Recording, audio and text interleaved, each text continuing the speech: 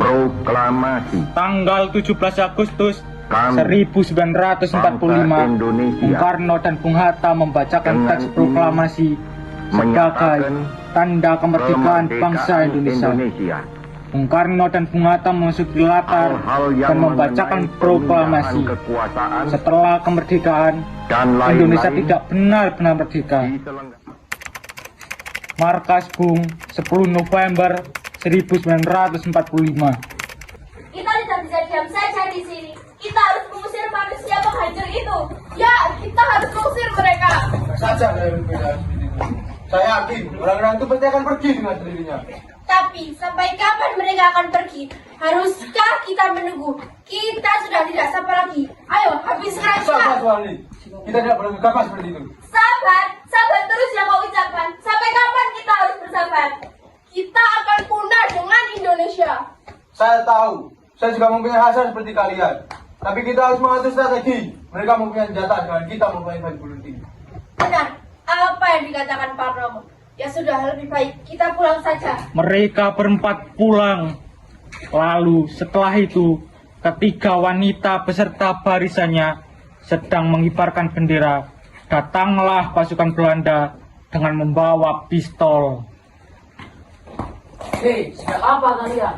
Beraninya kalian mengibarkan bendera itu? Mengibarkan bendera itu? Kami tidak sudi menurut perintahmu, wahai manusia biadab. Apa kau menantang pasukan tembak mereka?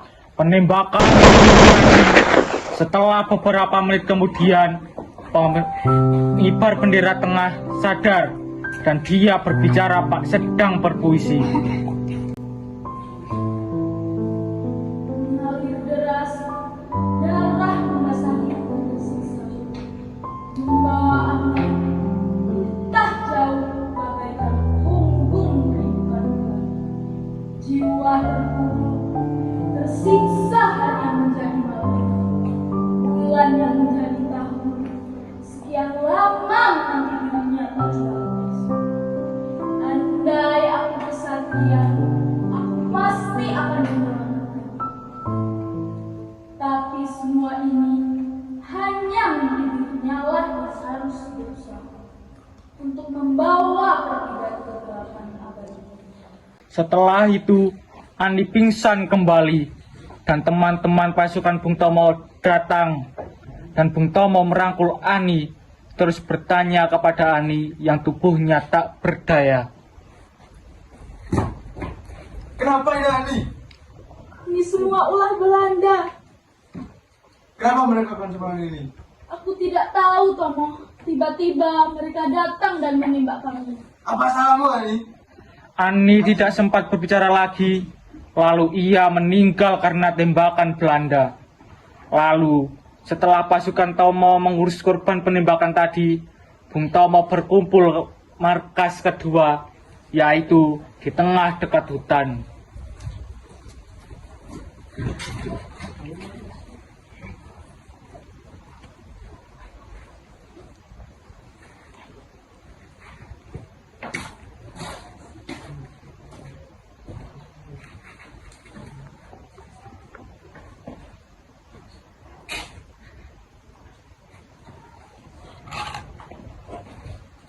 Bangkitlah, Pratomo. Kita harus bebaskan Ningsih dari sandera mereka.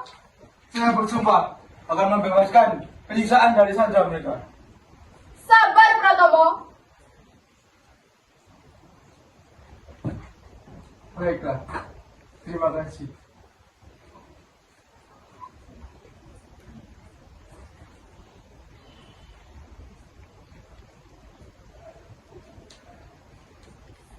Ke markas Belanda tempat penyiksaan Ningsih.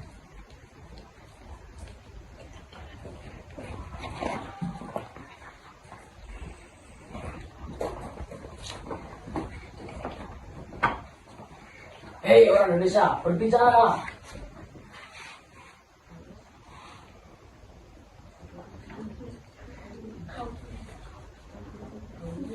Kau dulu apa tidak punya mulut?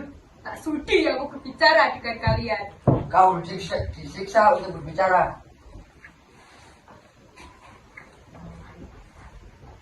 Lebih baik aku mati daripada harus menceritakan semuanya kepada kalian. Jadi kau menantang. Pasukan, tembak dia. Penyiksaan pun terjadi. Lalu setelah itu kembali pada Bung Tomo bersama pasukannya yang sudah selesai mempersiapkan strategi.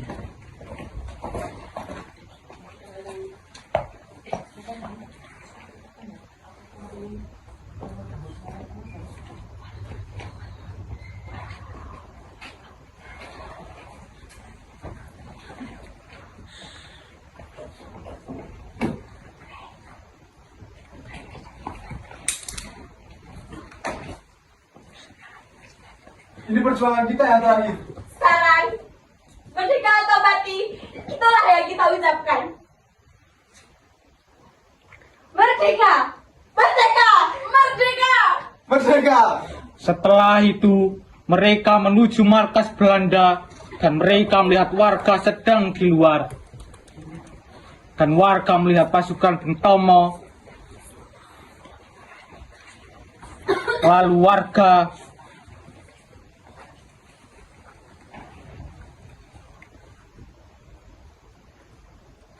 Lalu warga menembak pasukan Tomo, namun malah ia yang tertembak. Setelah itu, warga lain keluar karena mendengar suara tembakan dari pasukan Bung Tomo dan pasukan Belanda. Dan Ningsih mengeluarkan dirinya sendiri, tapi ia ditembak oleh warga lain. Dan Bung Tomo sergap mendatangi Ningsih. Ningsih, bertahanlah. Tidak, Tomo, mungkin ini sudah menjadi takdirku. Tidak, kamu pasti bisa selamat. Tidak, tidak, Tomo. Pesanku hanyalah robek bendera biru itu karena bendera kita hanyalah merah dan putih. Merah melambangkan keberanian dan putih melambangkan kesucian negara kita.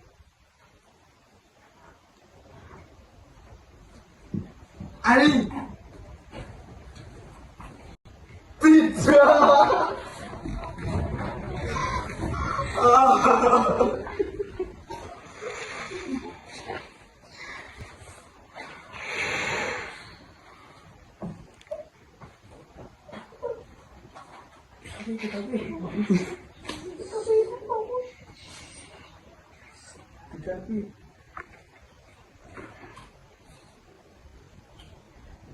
Merdeka!